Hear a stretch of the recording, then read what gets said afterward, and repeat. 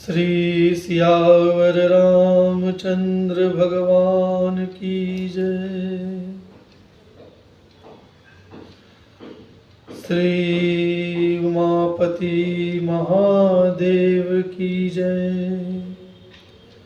पवन सुत हनुमान की जय। श्रीमद् वाल्मीकि रामायण भगवान की जय।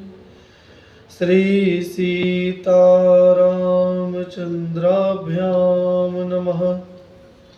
श्री युद्धकांड आरंभ।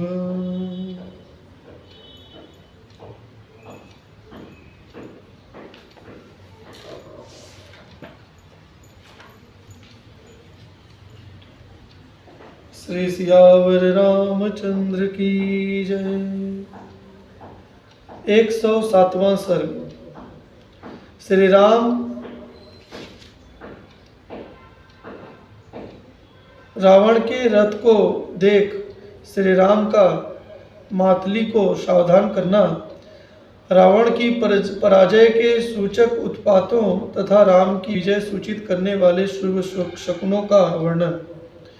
रावण के सारथी ने हर्ष और उत्साह से युक्त होकर उसके रथ को शीघ्रतापूर्वक हाँका। वह रथ शत्रु सेना को कुचल डालने वाला था और गंधर्व नगर के समान आश्चर्यजनक दिखाई देता था। उस पर बहुत ऊंची पताका फहरा रही थी। उस रथ में उत्तम गुणों से संपन्न और सोने के हारों से अलंकृत घोड़े जुते हुए थे। रथ के भीतर युद्ध की आवश्यक सामग्री भरी पड़ी थी। उस रथ ने ध्वजा पताकाओं की तो माला सी पहन रखी थी। वह आकाश को अपना ग्रास बनाता हुआ सा जान पड़ता था। वह वसुंधरा को अपनी घर ध्वनि से निनादित कर रहा था। वह शत्रु की सेनाओं का नाशक और अपनी सेना के योद्धाओं का हर्ष बढ़ाने वाला था। नरराज श्री रामचंद्र जी ने सहसा वहां आते हुए विशाल ध्वज से अलंकृत और घोर घर घर ध्वनि से युक्त राक्षस राज रावण के उस रथ को देखा। उसमें काले रंग के घोड़े जुते हुए थे। उसकी कांति बड़ी भयंकर थी। वह आकाश में प्रकाशित होने वाले सूर्य तुल्य तेजस्वी विमान के समान दृष्टिगोचर होता था।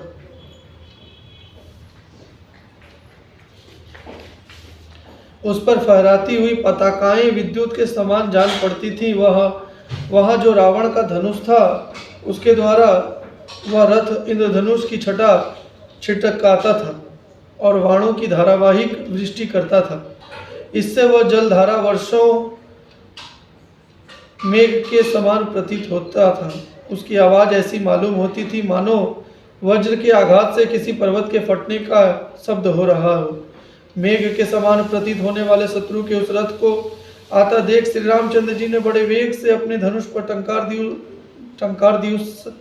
उस समय उनका वह धनुष द्वितीय के चंद्रमा जैसा दिखाई देता था।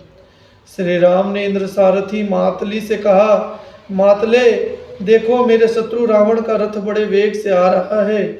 रावण जिस प्रकार प्रदक्षिण भाव से महान वेग के साथ पुनः आ रहा है, उससे जान पड़ता है इसने समरभूमि में अपने वध का निश्चय कर लिया है।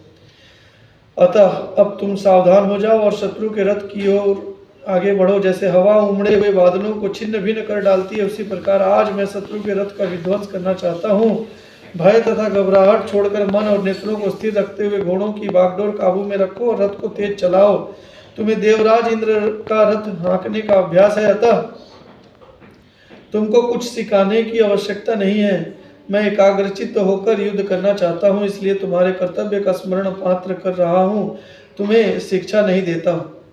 श्री रामचंद्र जी के इस वचन से देवताओं के श्रेष्ठ सारथी मातली को बड़ा संतोष हुआ और उन्होंने रावण के विशाल रथ को दाहिने रखते हुए अपने रथ को आगे बढ़ाया और उसके पहिए से इतना धूल उड़ा कि रावण उसे देखकर कांप उठा। इससे दशमुख रावण को बड़ा क्रोध हुआ। वह अपनी लाल लाल आंखें फाड़कर देखता हुआ रथ के सामने हुए श्री राम पर बाणों की वृष्टि करने लगा। उसके इस आक्रमण से श्री रामचंद्र जी को बड़ा क्रोध हुआ। फिर रोष के साथ ही धैर्य धारण करके युद्ध स्थल में उन्होंने इंद्र का धनुष हाथ में लिया, जो बड़ा ही वेगशाली था। साथ ही में सूर्य की किरणों के समान प्रकाशित होने वाले महान वेगशाली बाण भी ग्रहण किए। तत्पश्चात एक दूसरे के वध की इच्छा रखकर श्री राम और रावण दोनों में बड़ा भारी युद्ध आरंभ हुआ। दोनों दर्प से भरे हुए दो सिंहों के समान आमने सामने डटे हुए थे। उस रावण के विनाश की इच्छा रखने वाले देवता सिद्ध गंधर्व और महर्षि उन दोनों द्वैरथ युद्ध को देखने के लिए वहां एकत्र हो गए। उस युद्ध के समय ऐसे भयंकर उत्पात होने लगे जो रोंगटे खड़े कर देने वाले थे। उनसे रावण के विनाश और श्री रामचंद्र जी की अभ्युदय की सूचना मिलती थी। मेघ रावण के रथ पर रक्त की वर्षा करने लगे। बड़े वेग से उठे हुए बवंडर उसकी वामवर्त परिक्रमा करने लगे। जिस जिस मार्ग से रावण का रथ जाता था उसी ओर से आकाश में मंडराता हुआ गीधों का महान समुदाय दौड़ा जाता था।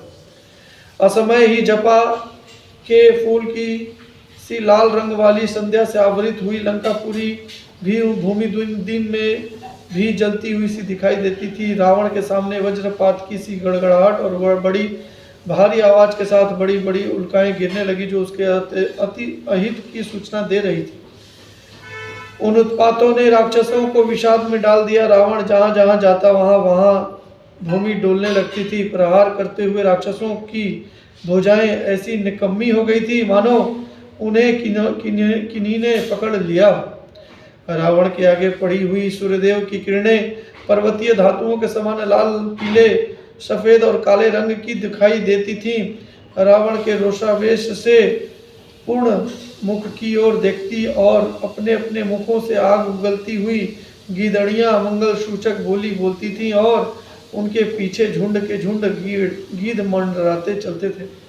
रणभूमि में धूल उड़ाती हुई वायु राक्षस राज रावण की आंखें बंद करती हुई प्रतिकूल दिशा की ओर बह रही थी।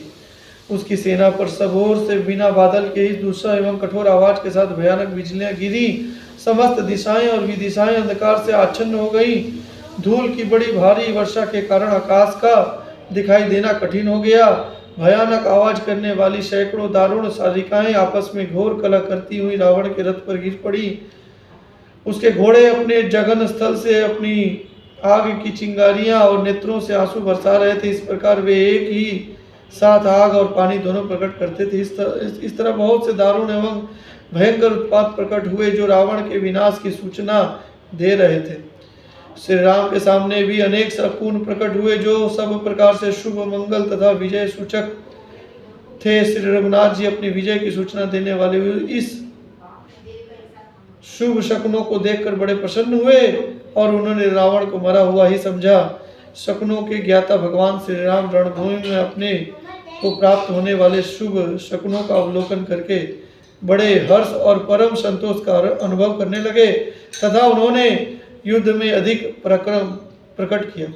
इस प्रकार श्री वाल्मीकि निर्मित आर्ष रामायण आदि काव्य के युद्ध कांड में 106वां सर्ग पूरा हुआ। बोलो श्री सियावर रामचंद्र की जय। उमापति महादेव की जय।